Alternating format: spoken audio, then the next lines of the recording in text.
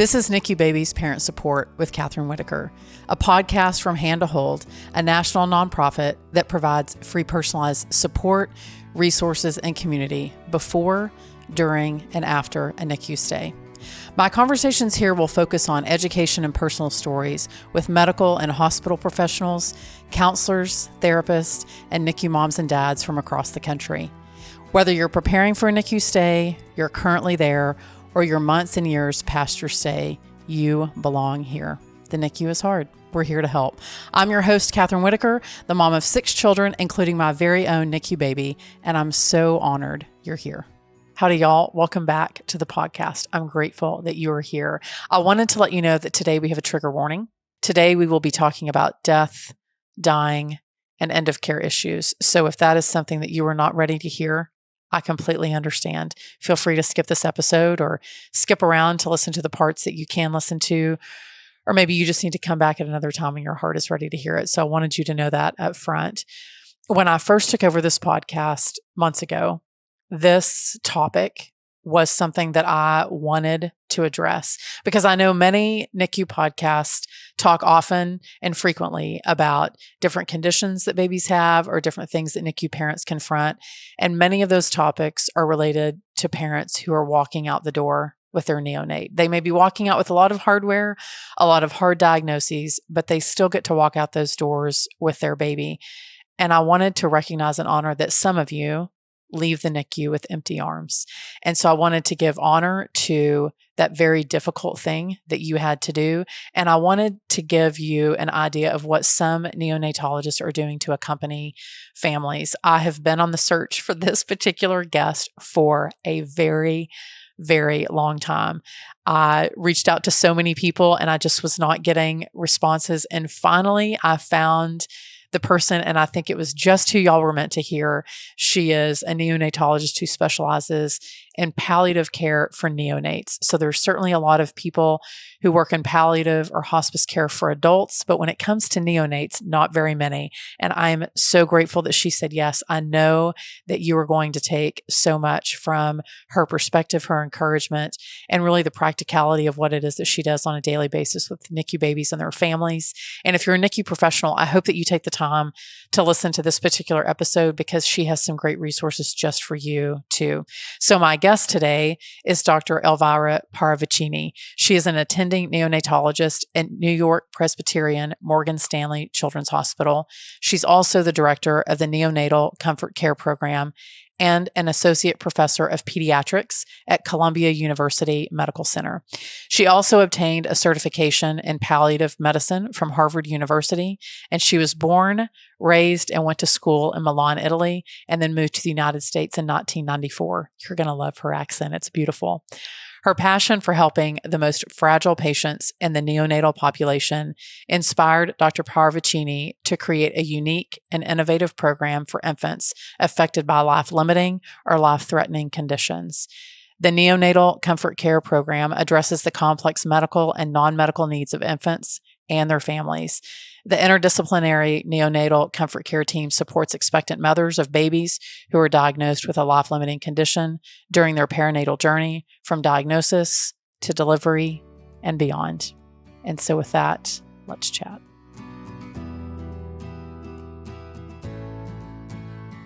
Well, I'm thrilled to have Dr. Parravicini here with me today. Dr. Parravicini, you have led a really beautiful life. You started out in Milan, Italy, and now you find yourself in the States. So I'm curious what led you from, I'm a big fan of Italy, I have to admit. So what led you from Italy to the United States to practice medicine? So, this is a little bit of a family situation. So I had to move. I was a very happy neonatologist in Italy. I work in a large city close to Milano. And then for a situation associated with my family, I need to move to the States. And I've been here almost 30 years, and I'm extremely happy to live in the United States. Yeah. Well, welcome to the United States. I hope you brought a little bit of Italy with you. I love hearing your accent. It's really beautiful. So when you started medicine, I know you said you practiced neonatology in Italy and also practiced it here.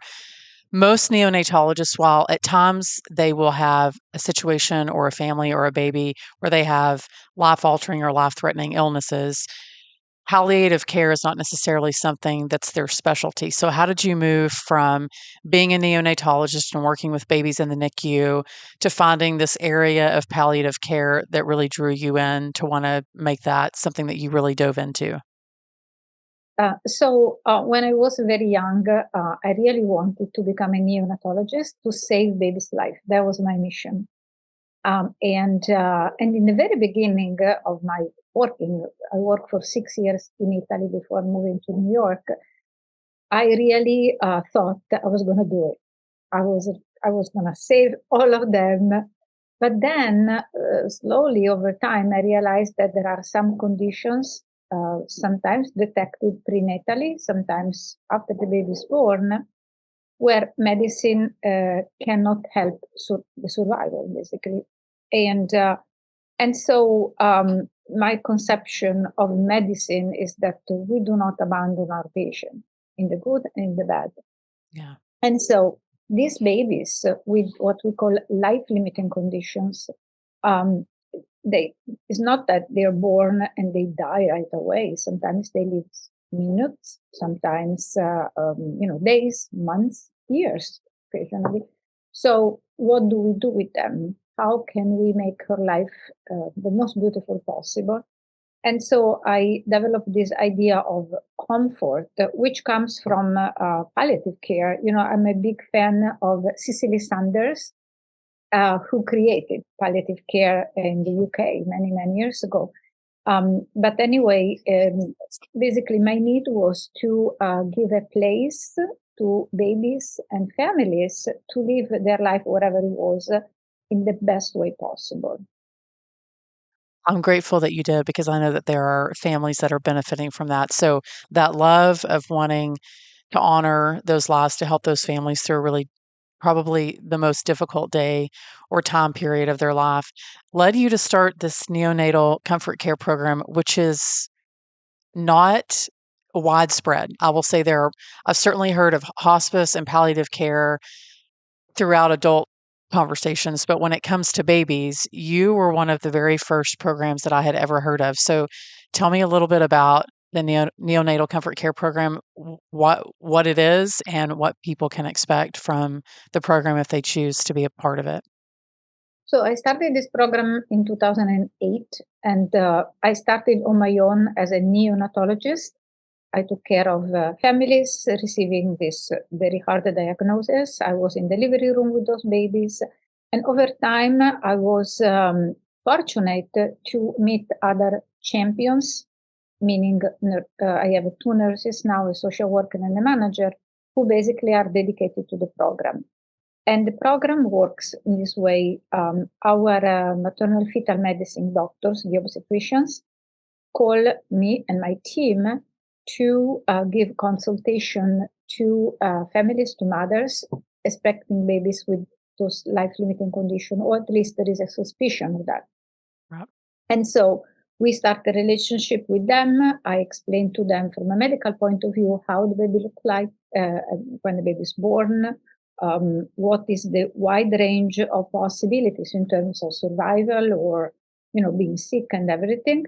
And my team will support them, emotionally, socially, spiritually. We have a chaplain as well working with us during the pregnancy, because as you can imagine, in pregnancy you are all happy and Yeah. expecting the beauty of a new baby who is going to be perfect. In these cases, you're expecting your baby, but your baby is not going to be perfect. Actually, it's going to have a short life, and so there is a lot of needs.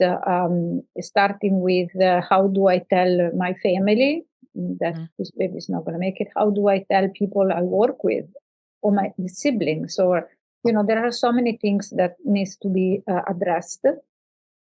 And we one of the key point of our support is to say before death there is life. And so this baby now is actually fine because you, mom, are giving oxygen, nutrition, and everything. And so that's the best part of the life of this baby. You should enjoy that, if Yeah. possible. And we are here to help you.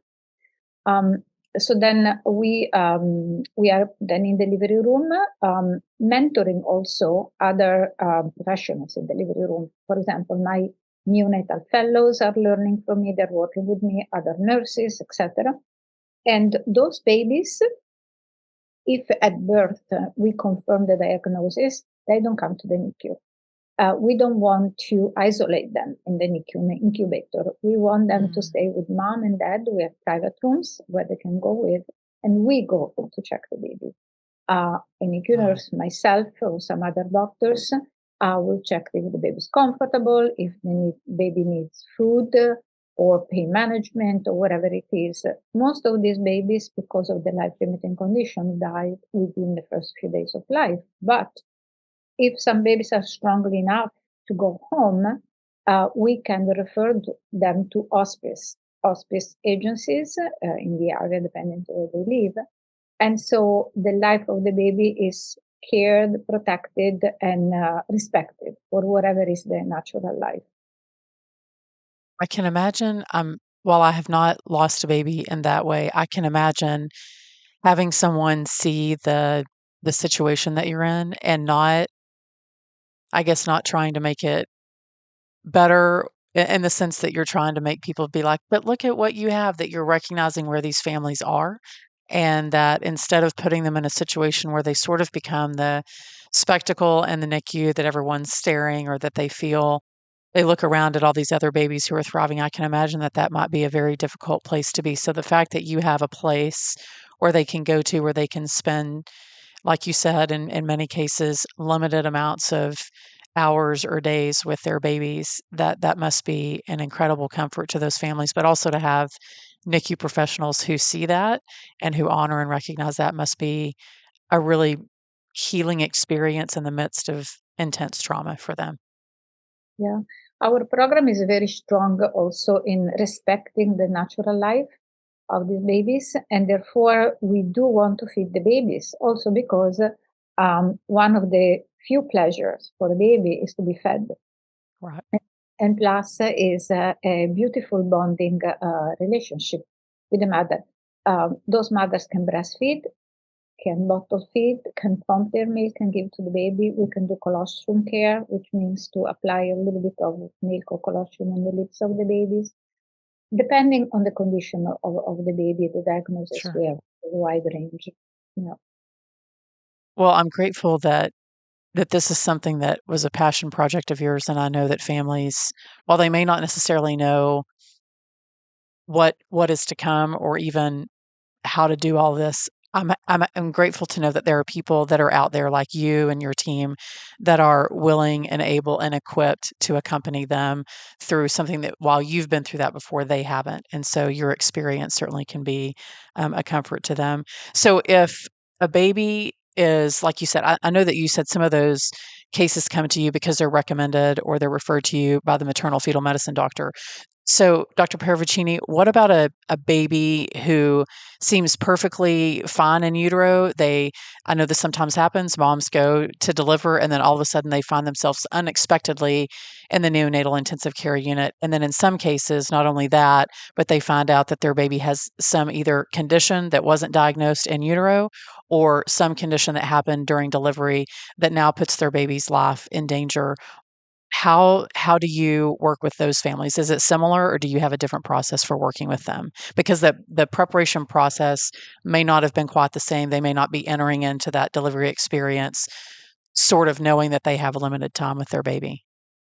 Yes, no, it's very different because since we're missing all the preparation, in the first case, since because there is the preparation work, the moment of birth is like a moment of glory, a moment where we expect it, we welcome the baby, we celebrate life, etc.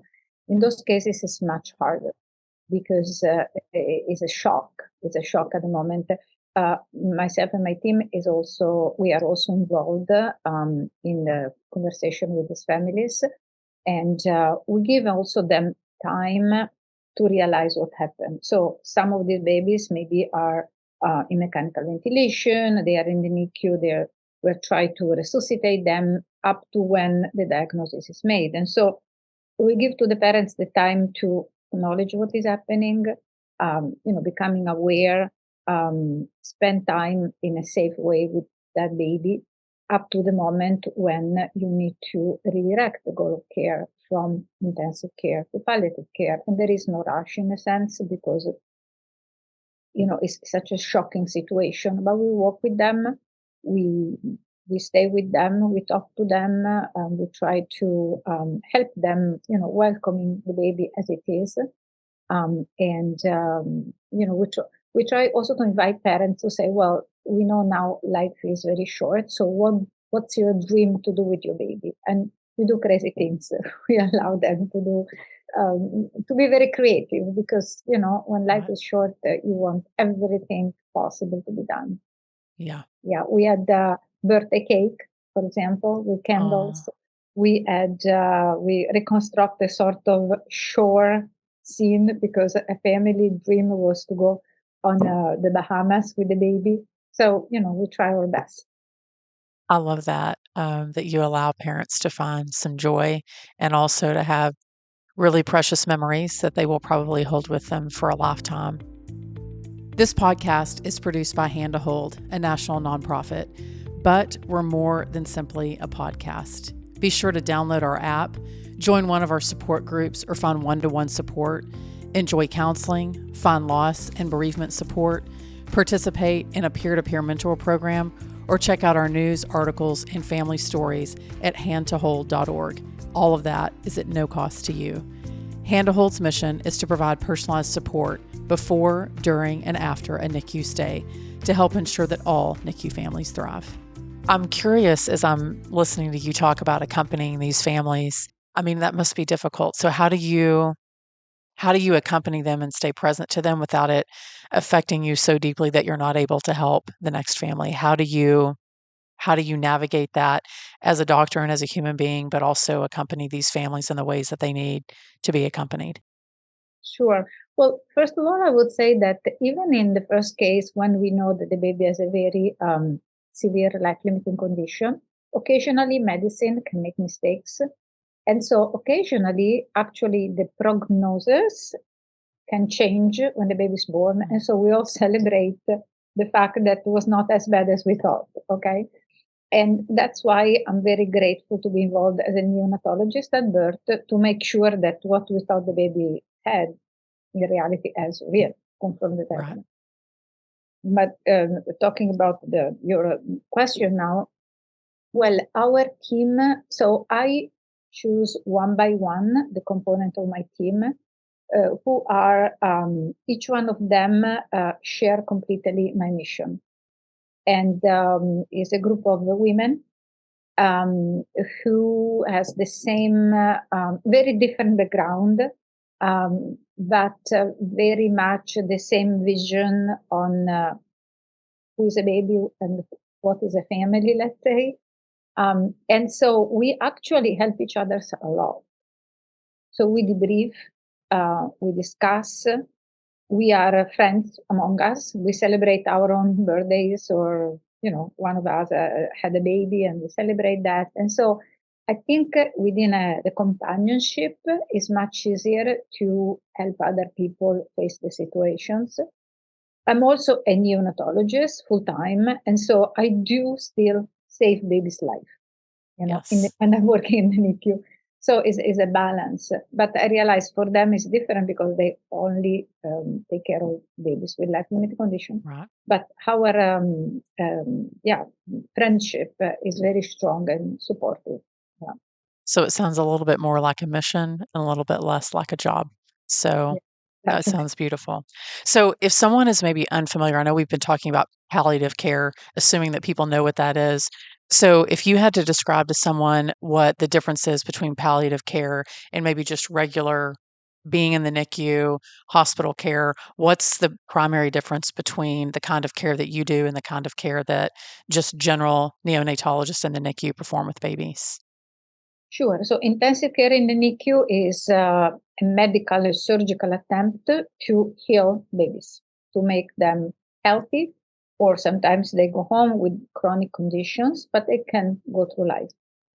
Palliative care is twofold. One is support whatever life the baby has with the max possible comfort by means of bonding, feeding, pain management, etc. But also that can be offered to babies in the NICU while they are treated with intensive care when the prognosis is potential adverse. So we don't know where this baby will go, but our team can be with the family, helping them, I don't know, holding the baby, try to feed the baby, spending time, take the baby temperature, like try to bond with the baby because we don't know how it's going to be the future. And so it's twofold. And so it's an accompaniment, which is also very important because if at a certain point comes a situation where the baby is not doing well, and we have to have a difficult conversation to see what is the way we should go, this continuity of care will help. There is trust. Trust is very important. Will help us have those difficult conversations and decide together what is the best way to go. Well, I mean, I don't think it's any surprise that end of life issues can sometimes be complicated because of a wide variety of things. But I know that that's a very personal experience for every family. So, Dr. Parravicini, as you're thinking about the families that you have accompanied, how do you make sure that as you're accompanying them, that you're honoring what they hope and dream for their babies, but also achieving the goals of your program? How do you, I guess, respect where people are and where they want to be as a neonatologist and as someone who specializes in palliative care? Very good question. So since the very first time when we meet prenatally and also then in the NICU with NICU babies, the family is part of the team, and each family has a different cultural, spiritual, religious, emotional, background. And so two things are very important in our conversation with them. One, to ask what is important to them. What is not only the dream that they have in mind for this child, but also in that situation, what is absolutely important, not negotiable. And second, we, especially doctors, need to don't talk and listen to them. Because sometimes, say, so what's important for you? And the family is like hesitant, or the father never talks, the mommy always talks. Right. And so you have to say, tell me more about it, or just say silent, because you really need to serve the family in their needs and desire and whatever is important to them. And I have to say that this is because we want the baby to be comfortable, but we want the family to be comfortable, right? Right. Because even though the baby may not be leaving the NICU, the family will. And how they walk out those doors may shape if they come back to the hospital and have another baby, or if they don't, and how they move forward without their baby in their arms. It's a really beautiful answer. Thank you for that. So I know that there may be some families listening to this wishing that the neonatal care program had been a part of their hospital experience. If there's a family who has just received a life-threatening illness or a life-altering prognosis for their child and their baby, what can they do if their hospital doesn't have a program like yours to make sure that they can still honor the life, whatever life that may be for their own baby? Sure. So first of all, they can contact me because several times I can contact their own professionals, let's say it's imminent delivery, to give suggestions, to share the guidelines that we use. And I sometimes I do consult via Zoom, even if the family lives far away, in order for the family to build up like a birthing plan, and then the professional can follow that birthing plan. Second, which is a more long term, every year we do a 3-day international training course.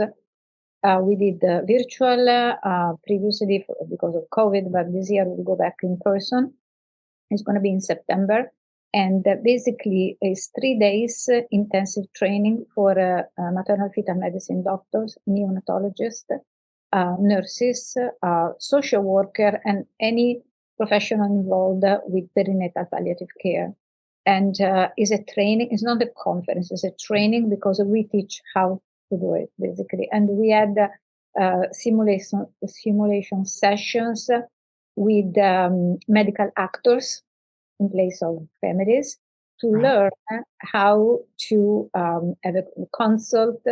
Our nurses will do and hands-on how to do dressing on babies with severe anomalies, etc. And we have scholarship for nurses or for medical trainees. So that if anybody's interested, please contact me and I'll be happy to. What a phenomenal resource. I'm thinking of many of the nurses that we had, some of which who had been in the NICU for decades, and some who were still brand new baby NICU nurses. But I do know that what leads you to that specialty, whether you're a neonatologist, a NICU nurse, or some other professional who works with babies in the NICU, that it's really a calling, that you have this intrinsic, I think, desire to help families go from a really hard place to a better place. And so, what a great resource for them to have, to know how to be a better professional to those families, to those babies. These are all things that didn't exist all the years ago when I had my NICU baby. So I'm so grateful to know that there are people like you that see a need and say we need to do this better. I mean, obviously, our hope is that every baby leaves the NICU. That's not always the case. And so recognizing that hard place and giving people the tools to comfort people better, to lead families through hard places, I think is noble and beautiful. So I'm grateful that you have that. So where can people go to find out more about that conference? So we do have a website, Okay. which is www.neonatalcomfortcare.com, and all the information are there. And and people can email to me or contact me. There is an email also on the website. Perfect. We'll make sure we put that in the show notes. I know that's a good resource for people. I know that there's sometimes people have perceptions of what they think palliative care may be, certainly neonatal palliative care. What's one myth, Dr. Parravicini, that you think people may have that may be inaccurate about palliative care that you want them to know? Sure. When people think that palliative care is called when there is nothing else to be done, or palliative care means, don't do anything. Palliative care, as I mentioned before, comes to focus on comfort of the baby, even in babies who are still in the NICU, who are still fighting for their life, and sometimes they make it. And there are so many things we can do with palliative care. It's not like give up. It's not give up. That's the other thing that sometimes people have a wrong perception. So it's a lot of embracement, a lot of accompaniment, a lot of celebration of life. I hope that gives some people some hope and some encouragement as they may be hearing some hard diagnoses today or tomorrow or whenever it may be in their life that they receive something difficult like that. What is, I think I always ask this advice as my final question to guests because I love hearing your perspective. But Dr. Parravicini, as you're thinking about a family who's just received a diagnosis, whether it's life altering or life threatening for their baby, what is your advice to them as they receive that diagnosis? I repeat what I said in the beginning. Before that, there is life. So we should look at the baby today, now. The baby's alive, the baby's happy, the baby has no idea what's going on, is rolling in amniotic fluid. And we need to celebrate the today and live day by day, giving to the baby the ability to live whatever he or she can do. It's beautiful advice. Dr. Parvicini, thank you for this really exceptional program that you've created, that you felt called to do, and that also for your continuing education of helping other professionals be in a place where they can serve families better. And thank you for accompanying families. I'm sure that you hear it from them all the time, but I feel like it's important for me to say it too as a national nonprofit who really pairs mentors with people who have been in the NICU and who are now outside of the NICU, that it is an invaluable resource that you're providing to families, and I'm grateful for that. So thank you so much.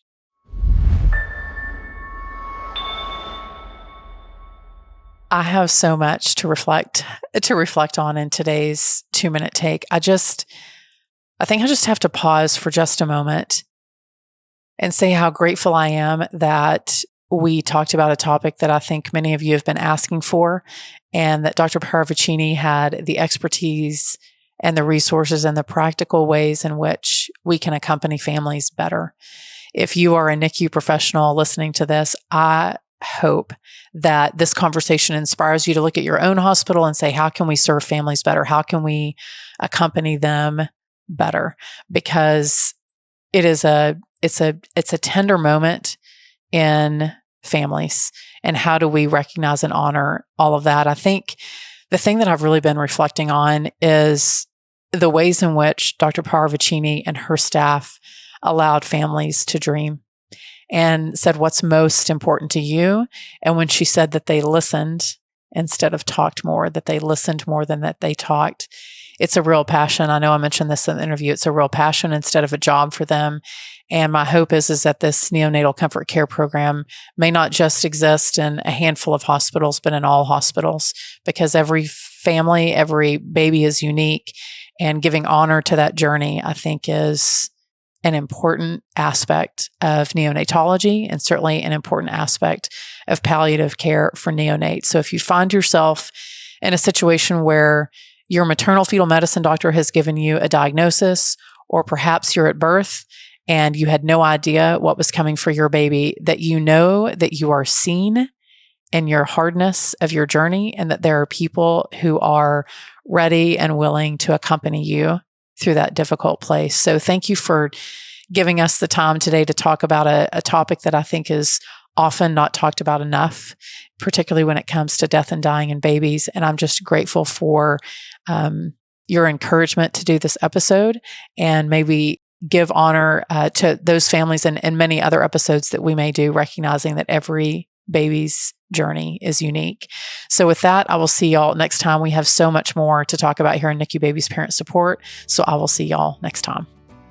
Thanks y'all for listening to NICU Babies Parent Support. Every parent and every experience is welcome here. If you are a NICU parent and you're finding yourself in need of support, please download our app. You can find it in the Apple Store or on Google Play, Hand to Hold.